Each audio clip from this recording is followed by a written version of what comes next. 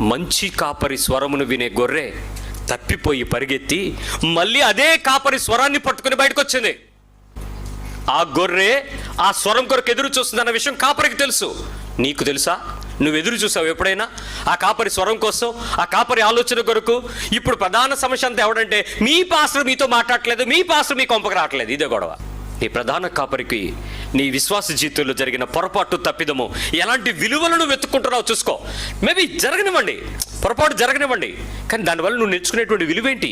ఆ విలువైన పాఠం ఏంటి? ఆ ప్రభువుని వెతుక్కునే స్థితి ఏంటి? ఆ ప్రభులో నిలిచే ధైర్యం ఏంటి? ఆ ధన్యత ఎవరికి దొరుకుద్దండి? యేసుని పట్టుకున్న మనకు తప్ప. లోకంలో ఏమైనా బొమ్మలు మాట్లాడతాయా? మనుషులు ఏమైనా మాట్లాడతారా? చెప్పులు ఏమైనా మాట్లాడతాయా? మరి వాళ్ళు చుట్టూ తిరుగుతున్నారు. మనము జీవము కలిగిన దేవునితో ఉన్నాం. దేవుని స్తోత్రం. ఆయన మాటలాడువాడై ఉన్నాడు. ఆయన వినువాడు, అనువాడు, చూచుచున్న దేవుడు. ఆయనతో నువ్వు మాట్లాడడానికి నీ తపనేది? ఎంత సమయం గడుపుతున్నావు? నువ్వు ఎక్కడ తప్పిపోతున్నావు చూసుకో. కమాన్, కమ్ బ్యాక్, వచ్చి పడుకో. ఆయన వెతుకుతున్నాడు నేను ఈరోజు. ఆ కాపరి స్వరాన్ని గుర్తుపట్టు. బైబిల్లో నుంచి మాట్లాడుతున్న మాటను విను. మోకరించి ప్రార్థిస్తే పరలోకం స్వరం తెరవబడే అనుభవంకి రా. నిద్రిస్తే పరలోకం దర్శనం పొందే అనుభవంకి రా. నిలవబడితే దేవుని ఆత్మ నీతో మాట్లాడుతున్న నీ నోరు ఉపయోగించే అనుభవంలోకి రా. అవన్నీ పోయినాయి. అవి కాదు ఆత్మీయత. ఎంతసేపు మా గురించి ప్రార్థన చేసి దేవుడు అని బయలుపరిచాడా? నాకు చెప్తే నీకు చెప్పడా?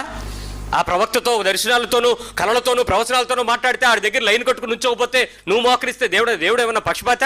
ఒకడికి ఇచ్చి ఒకడికి ఇవ్వడా?